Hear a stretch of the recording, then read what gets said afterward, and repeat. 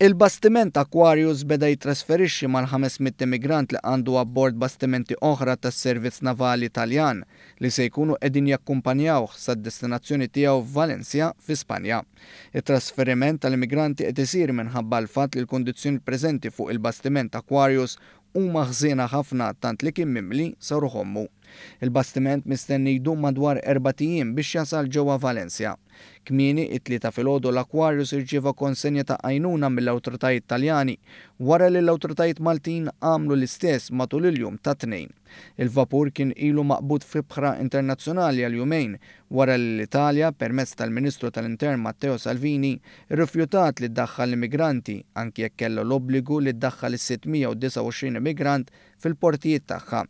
Malta rrifjutat li ddaħħal l-immigranti għax l-awtoritajiet Maltin la kienu l-awtorità kompetenti u lanqas l-awtorità li kienet qed tikkoordina l-operazzjoni ta' salvataġġ biex imbagħad iżjed tard Spanja ħabbret li kienet se tieħu l-immigranti. Fid-dawl ta' dan il-Prim Ministru Joseph Muscat tard it-Tnejn filgħaxija permezz ta' telefonata tkellem mal-Prim Ministru Spanjol u ringrazzjah tal-intervent f'waqtu. Waqt it-telefonata żewġ mexxejja ddiskutew l-immigrazzjoni u s-sitwazzjoni fil-Mediterran fejn esprimew ir-rieda li jaħdmu id fit fir-rigward ta' każijiet bħal dawn.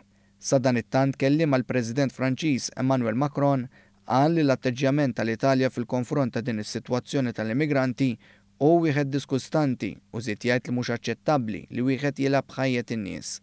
Macron ikkundanna l-azzjonijiet tal-Gvern Taljan u akkużah li qed ikisser l-integrità tal-pajjiż u jmur kontra l-obbligi tal-liġijiet internazzjonali.